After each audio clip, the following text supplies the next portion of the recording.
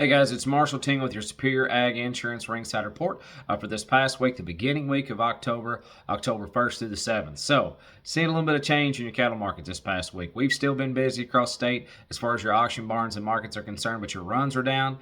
And in some instances, these dollars are down. So we sold 16,190 head of cattle statewide across your auction barns and markets. Now, how's that compared to last week? Well, that's back quite a bit. I'm going to call it back 7,000 head from what it was this time last week. And if you even compare it to a year ago, you're still going to be back 5,000 head from what it was this time last year. Now, what are we seeing as far as your cash trade on these light calves? Well, it's going to be mixed.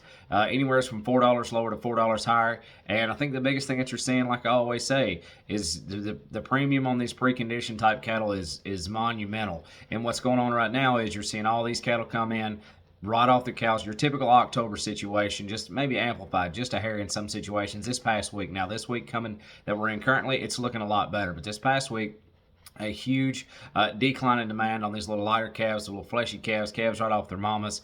That's where you're seeing them. So the USDA called your market anywhere from $4 lower to $4 higher. Yearlings were still going to be pretty much steady, but I will say one thing about your yearlings.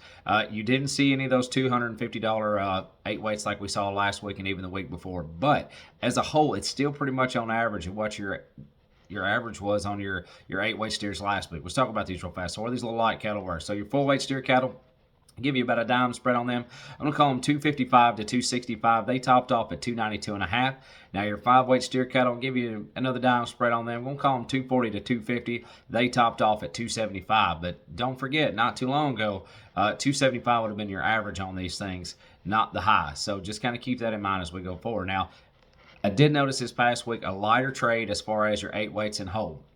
Not too many loads of 8 weights, especially not compared to your 9-weight steer cattle. Saw a world of 9-weight steer cattle traded in your load lots this past week, but not too much on the 8s. But let's talk about these 8s real fast. So here's your light 8s. Here's 60 head of black steers, weighed 807 at 248 flat. Go to your mid 8s. Here's 60 head of black steers, 842 pounds on the average, 242.25. And then close out with a big heavy set of them. Here's 60 head of black steers, 894 pounds on the average, 240 flat. So that's not the 250s we have been seeing, but as a whole, it's still going to be right there in the meat and potatoes of what our average has been for the last couple of weeks. Now, here's a big treat. Here's Holsteins, 58 head of Holsteins. They weighed 923, averaged 184.35. So that's not too bad of a trade on your Holsteins. Now, like I said, we saw a world of 9-weight cattle traded this past week. I'm going to give you a dime spread on them. Most of those are going to be in the 220, 225, 230 range, up to about 231, I think, was the top on those. But a lot of them in the 225 to 230 range on your 9-weight steer cattle. Now, let's talk about your CME feeder cattle index. So your CME feeder cattle index has been about steady for the week, but it's been drastically higher than what we've been trading across the state of Kentucky. So Monday the 2nd, your CME feeder cattle index was 251.79. Tuesday the 3rd, 251.90 was your CME feeder cattle index. Wednesday the 4th, 251.45.